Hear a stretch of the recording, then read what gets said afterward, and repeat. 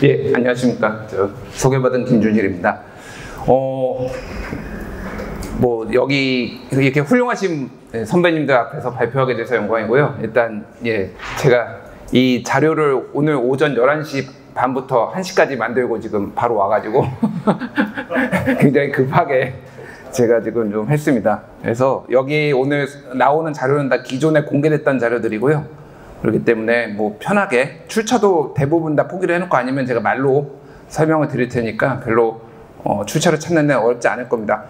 지금 우리 윤범기 지부장님이 뒤에 발표를 하시는데 저희가 사전에 조율하진 않았는데 절묘하게 공약 부분을 하셨고 저는 이번 대선에서 나온 수치들이 어떤 의미를 가지고 있나 이런 것들을 중심으로 제가 했거든요.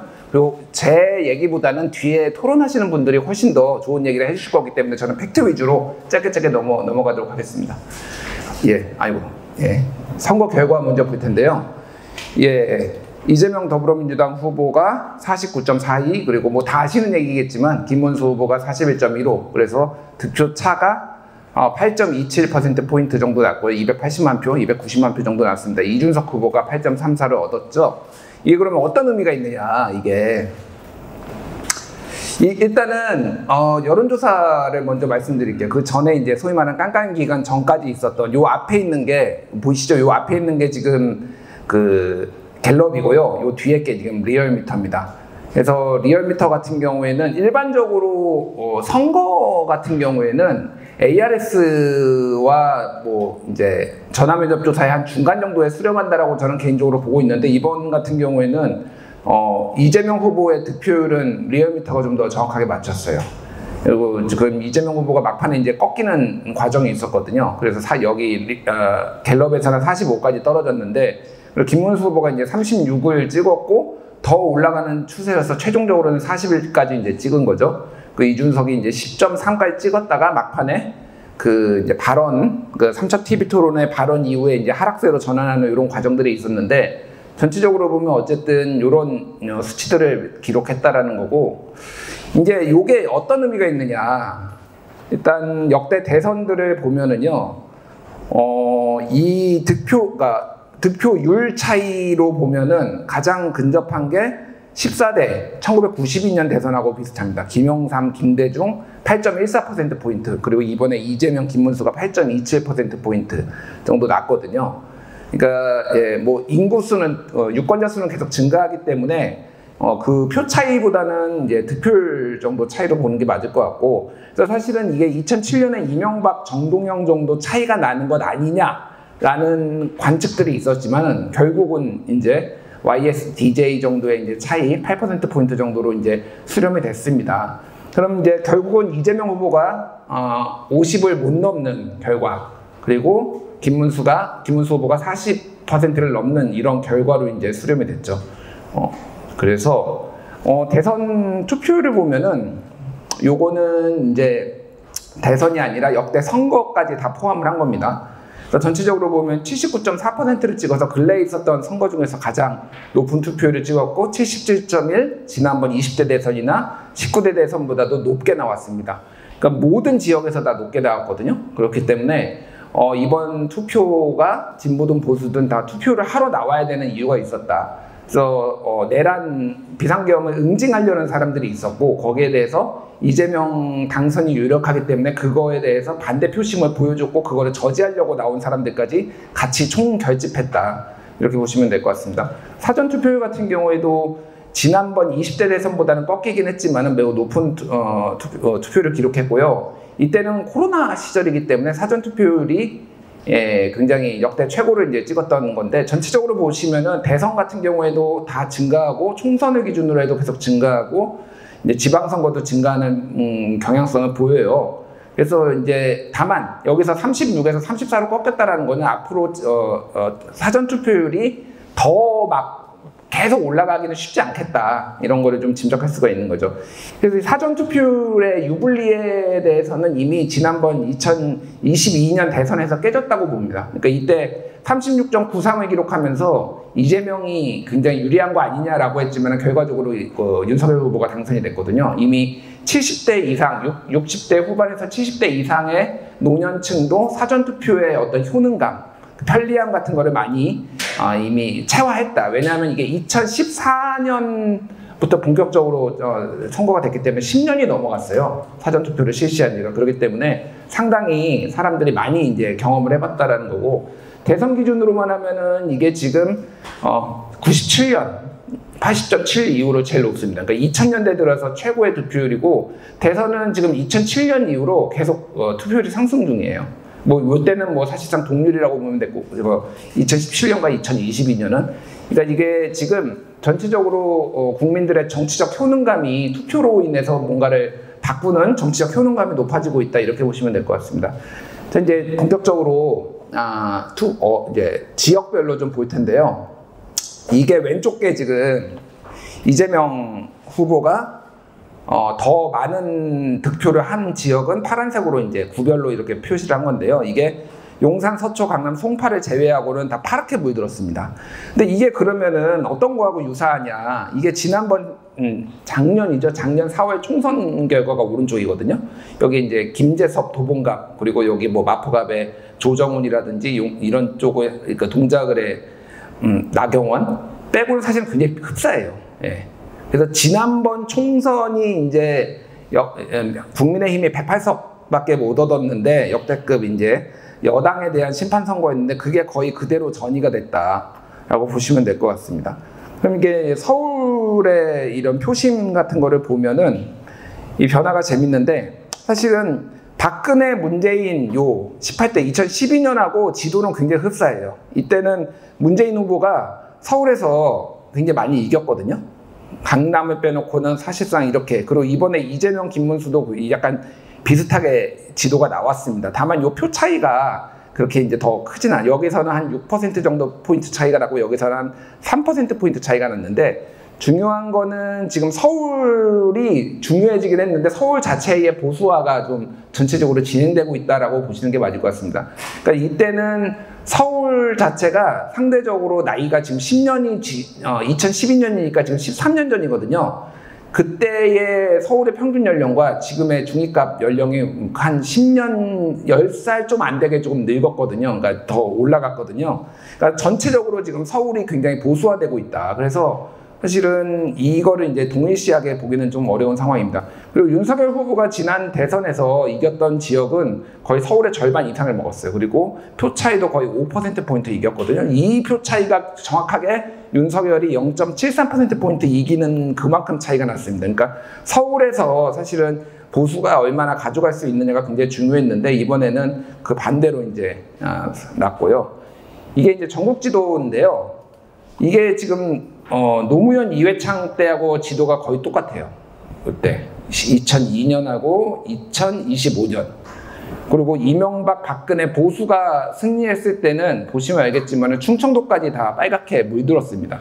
그리고 그 민주당 계열이 이렇게 호남과 서울 아니면은 뭐 이제 경기 이런 식으로 가져갔던 것들이 있다라고 한다라면은, 전체적으로 보면은 이게 과거에 민주당이 이제 확장을 할 수 있는, 승리를 할 수 있던 그 진영까지 거의 다 확장을 했다. 다만 영남 지역은 견고하게 이번에도 뚫지를 못했다고 보시면 될 것 같고, 문재인 후보 때만 이제 그때 강원도까지 가져갔던, 그리고 일부 울산도 가져갔던 이런 상황이었습니다. 그때는 17%포인트가 났거든요. 그러니까 지금 이재명, 김문수의 8%포인트보다 훨씬 사실은 오자구도였기 때문에 문재인 후보가 훨씬 압도적으로 이겼다라고 보시는 게 맞을 것 같습니다.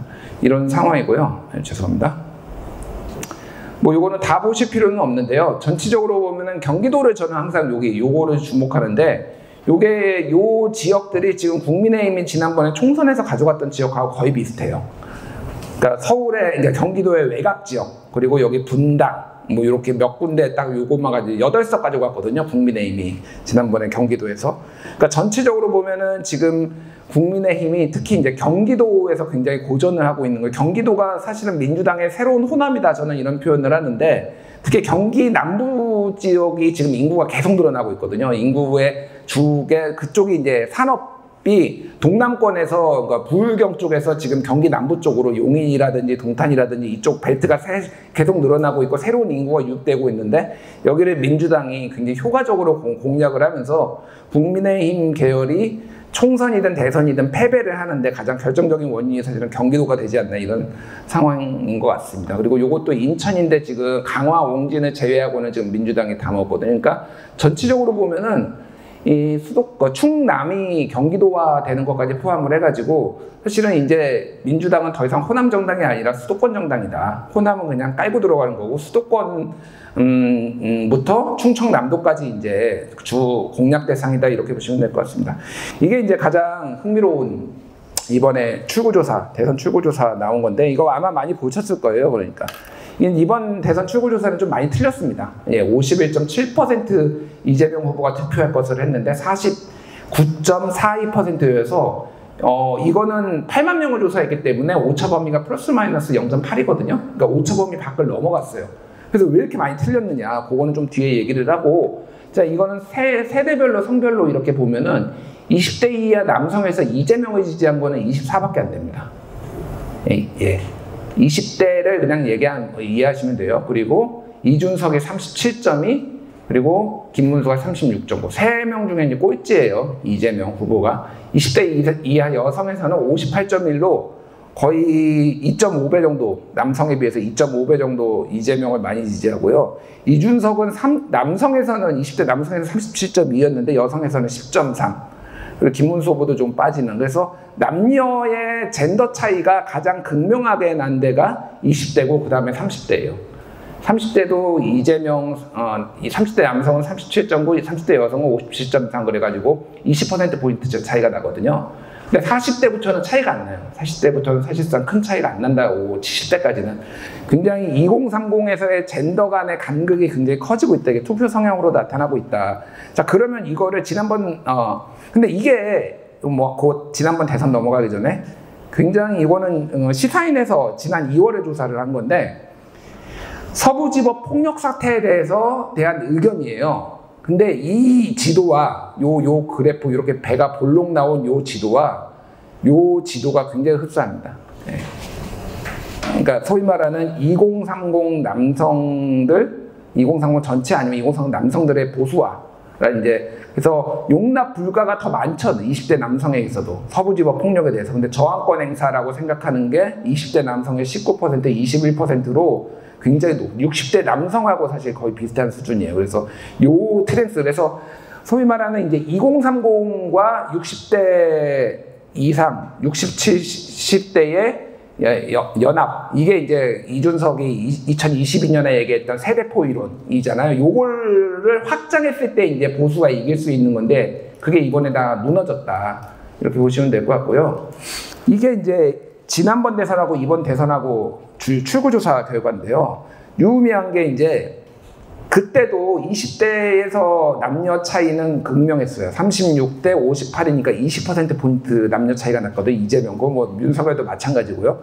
근데 이번에 더 주목되는 거는 이재명에 대한 지지율이 지난번보다 12%포인트 빠졌습니다. 물론 이거는 이준석이라는 사람이 있었기 때문이에요. 3자 구도에서는 또 이준석이 이렇게 많이 가져갔는데 이 중에서는 탄핵에 대해서 찬성하는 사람들이 찬성은 하지만은 김문수한테는 못 가고 이재명을 싣고 이런 사람들이 이제 빠져나가서 그 이준석을 대안으로 봤다라는 거거든요. 그럼에도 불구하고 지금 이 격차들 2022년 대선에서의 이 젠더가 아니 세대 간 격차보다 이번 격차가 극심해졌다는 걸 볼 수 있어요. 무슨 얘기냐면 40대에서의 이재명이 지난번 대선에서 받은 거는 61이었거든요. 남녀 61, 60. 이번에는 72%가 넘습니다.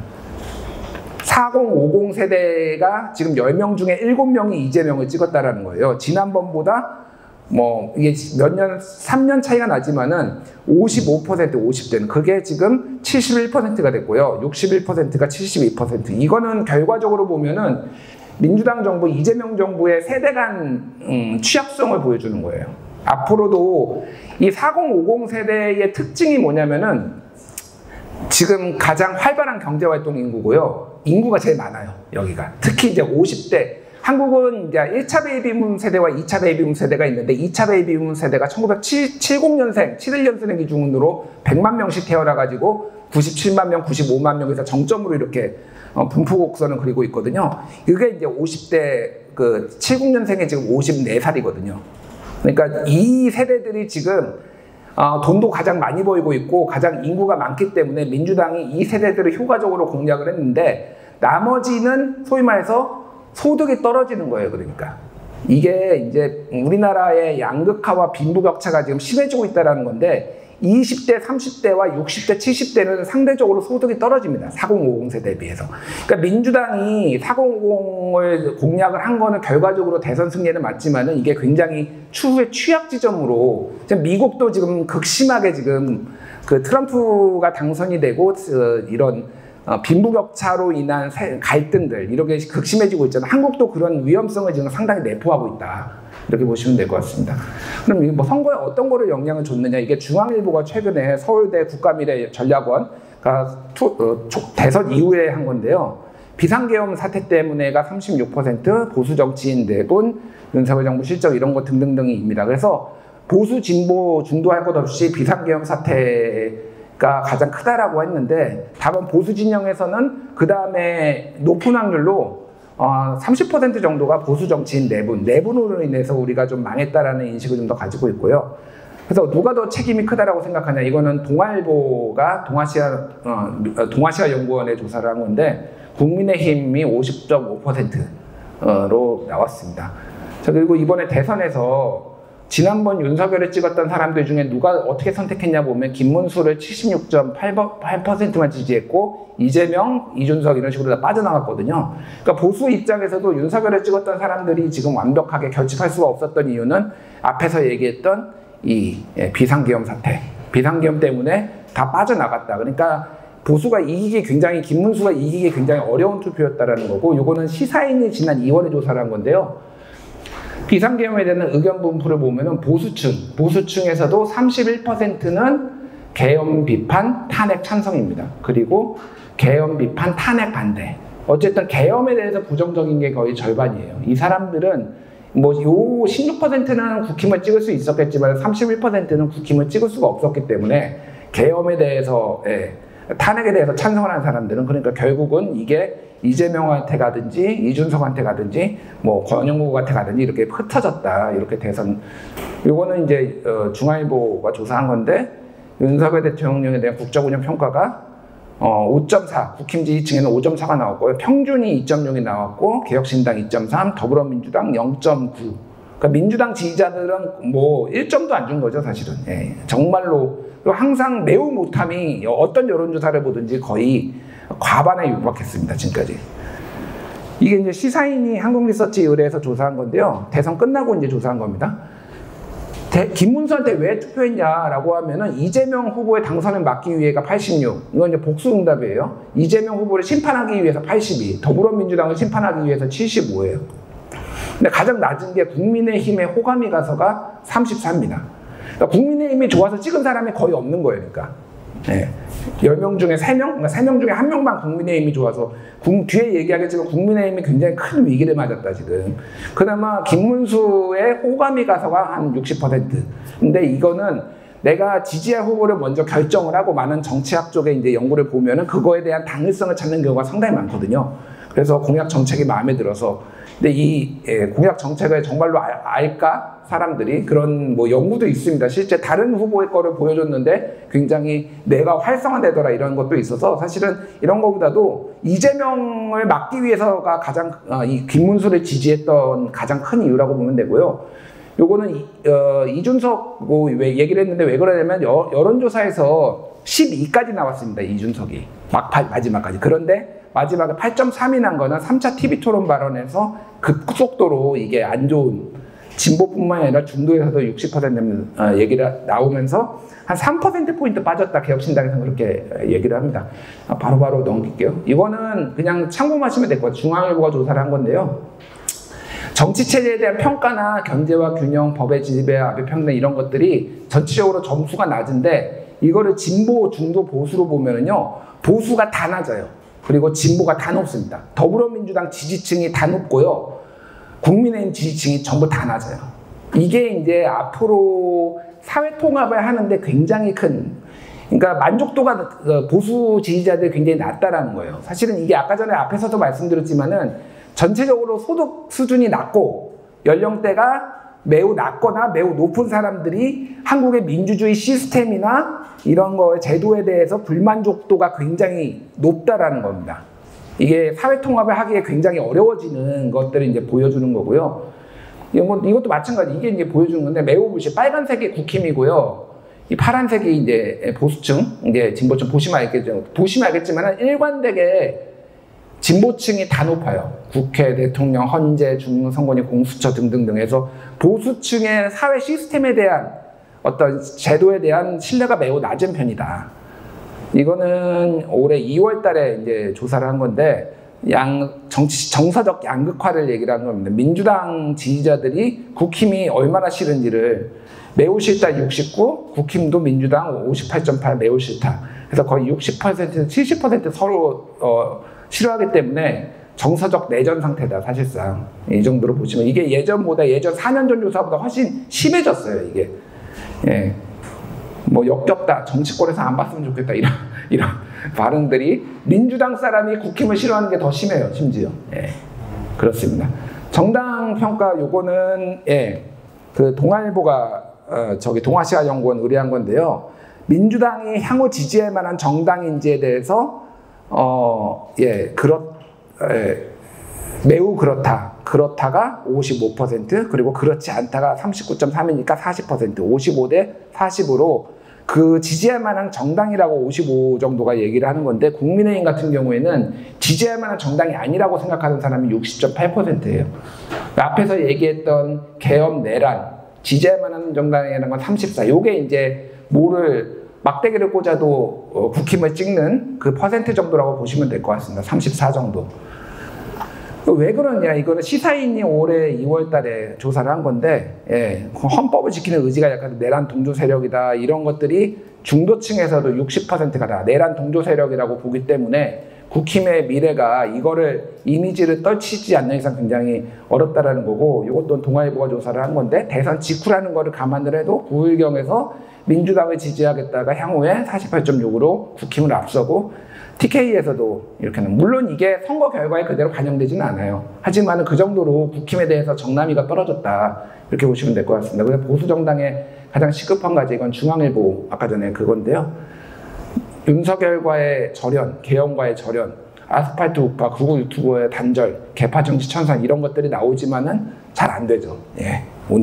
어제 송원석 원내대표도 새로 뽑히고요. 이거 시사인 조사인데, 윤석열계 정치인에게 공천 주지 말아야 된다. 보수가 심지어 52%가 동의됐습니다. 동의하지 않는 데가 42. 근데 이게 현실에서는 잘 작동이 안 될 것 같은 이런 상황이고요. 이재명 정부에 대해서 어떻게 평가를 하느냐. 일단은 이념 성향.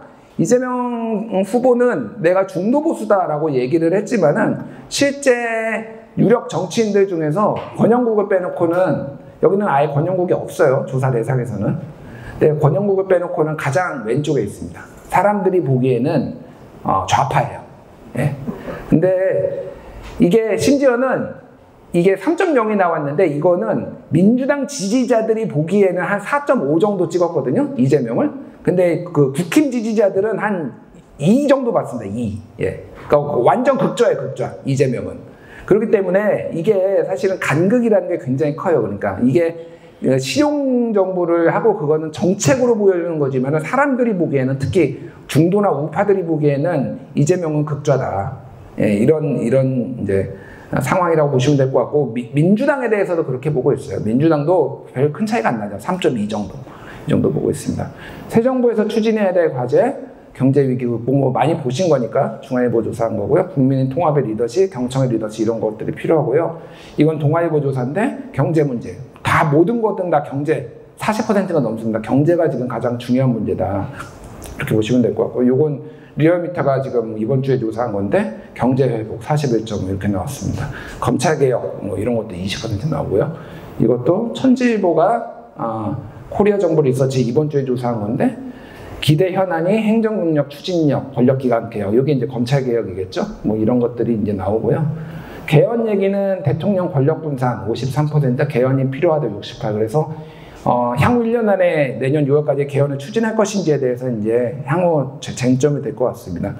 이게 이제 시사인이 조사한 건데 굉장히 흥미로운 건데 누구랑 손잡아야 되냐.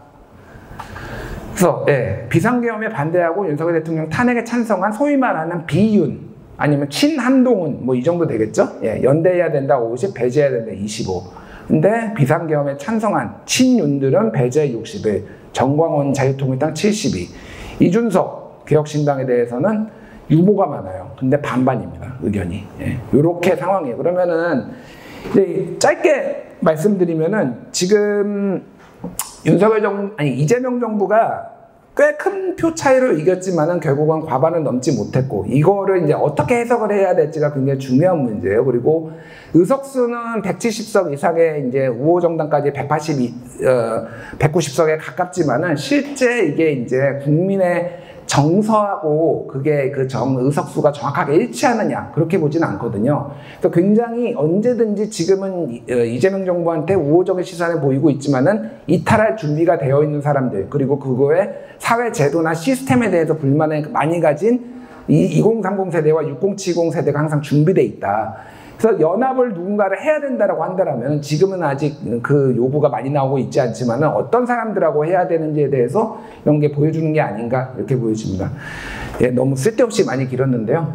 여기까지 하겠습니다. 감사합니다.